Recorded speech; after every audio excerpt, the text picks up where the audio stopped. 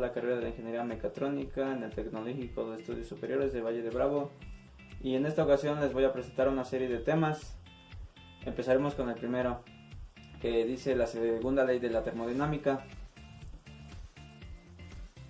La segunda ley de la termodinámica o segundo principio de la termodinámica expresa la cantidad de entropía en cualquier sistema aislado termodinámicamente tiende a incrementarse en el tiempo hasta alcanzar un valor máximo, pero sensiblemente cuando una parte de un sistema cerrado interactúa con otra parte, la energía tiende a dividirse por igual hasta que el sistema alcance un equilibrio térmico.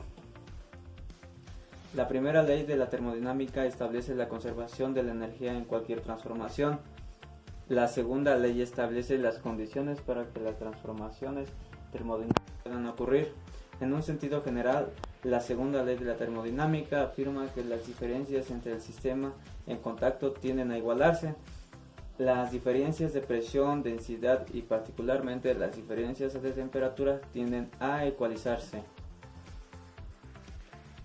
Esto significa que un sistema aislado llegará a alcanzar una temperatura uniforme.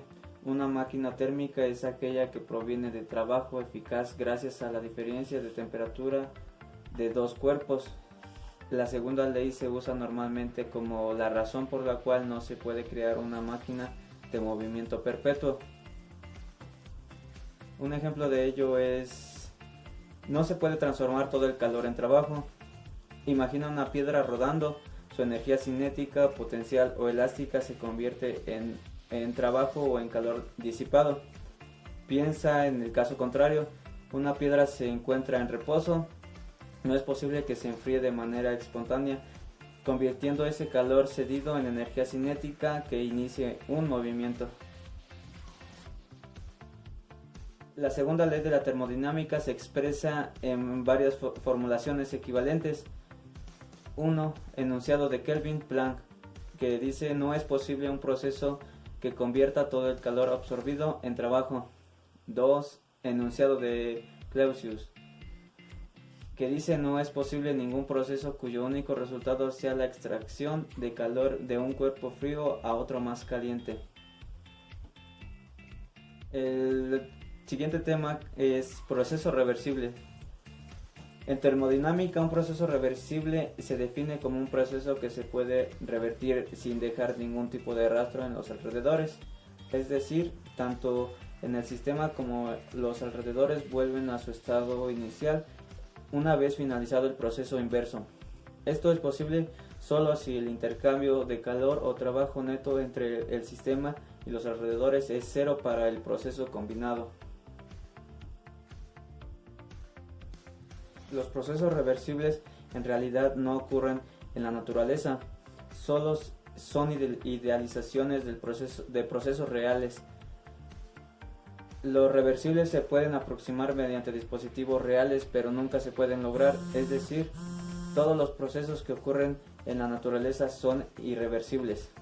Ejemplo: los procesos que se idealizan generalmente como reversibles incluyen movimiento sin fricción, compresión o expansión restringida, transferencia de energía como calor debido a la transferencia infinitesimal de la temperatura, corriente eléctrica a través de una resistencia cero, reacción química restringida, mezcla de dos muestras de la misma sustancia en el mismo estado. El tema que sigue es ciclo ideal de Carnot. La máquina térmica son dispositivos cíclicos y que el fluido de trabajo de una de estas máquinas vuelve a su estado inicial al final de cada ciclo. Durante una parte del ciclo el fluido realiza trabajo y durante otra se hace trabajo sobre el fluido. En la práctica no es posible lograr ciclos reversibles porque no se pueden eliminar las irreversibilidades relacionadas con cada proceso. Sin embargo, los ciclos reversibles proporcionan límites superiores al desempeño de los ciclos reales. El ciclo reversible más conocido sea el ciclo de Carnot. propuesto en 1824 por el ingeniero francés Sadi Carnot. La máquina térmica teórica que opera en el ciclo de Carnot se llama máquina térmica de Carnot, cuyos ciclos se componen de 4 procesos reversibles, 2 isotérmicos y 2 adiabáticos, y que es posible llevar a cabo un sistema cerrado en el flujo estacionario.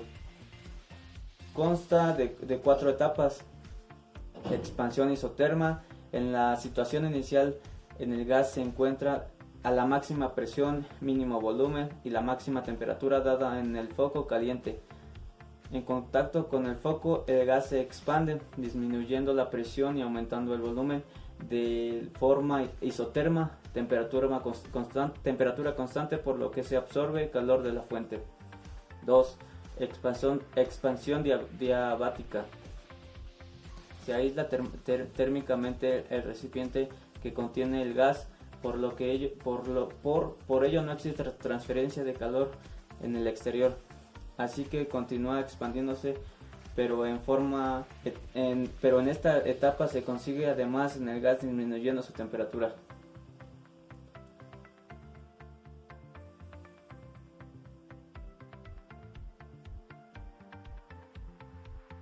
3. Compresión isoterma.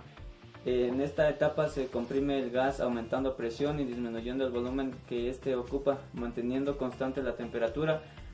Dada esta situación, el gas cede calor al foco frío. 4. Compresión adiabática.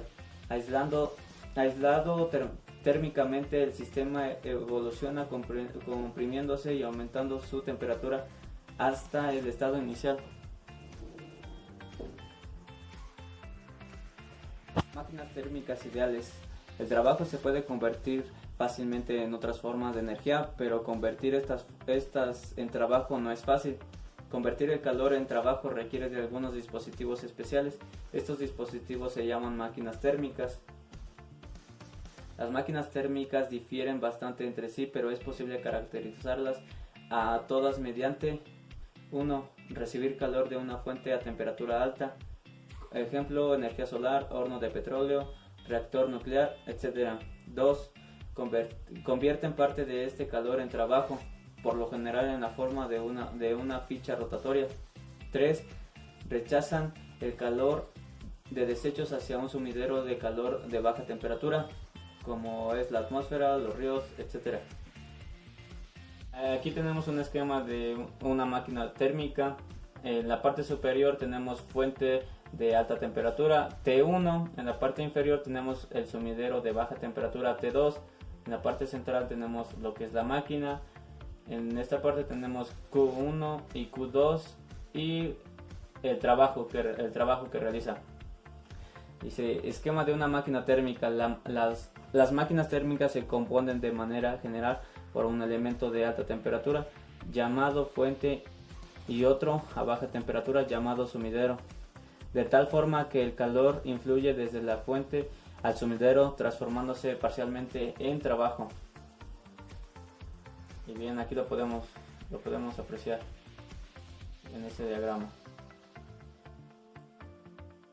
Dado que T1 es mayor que T2, el calor fluye de manera espontánea desde la fuente al sumidero. La máquina transforma parte de este calor en trabajo y el resultado fluye al sumidero.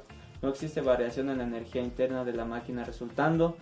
Delta 1 es igual a 0. Valor absoluto de Q1 es igual a valor absoluto de trabajo más Q2 más valor absoluto de Q2. Existen 3 tipos de máquinas térmicas de combustión. La primera es de combustión interna, la segunda es de combustión externa y la tercera es de reacción.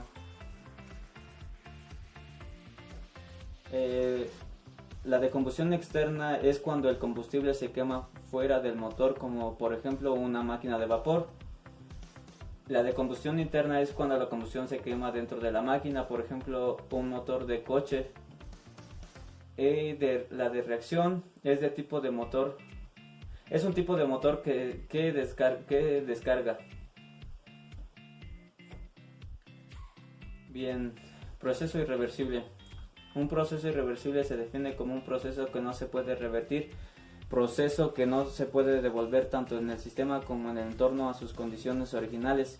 Durante el proceso irreversible aumenta la entropía del sistema. Hay muchos factores que hacen de un proceso que sea irreversible. Presencia de fricción y pérdida de calor. En sistemas termodinámicos reales o en procesos de calor real no podemos excluir la presencia de fricción mecánica o pérdidas de calor. Diferencia de temperatura finita.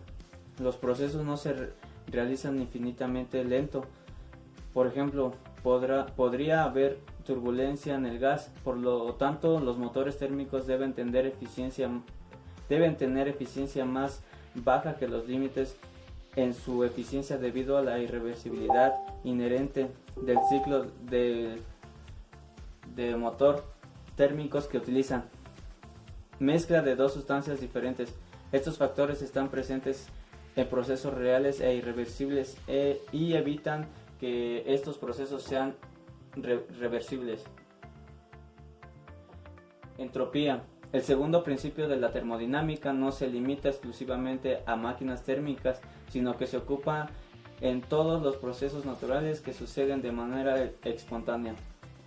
La entropía es una variable de estado. Está asociada a la probabilidad de que un determinado estado ocurra en un sistema. Aquellos más probables tienen una mayor entropía.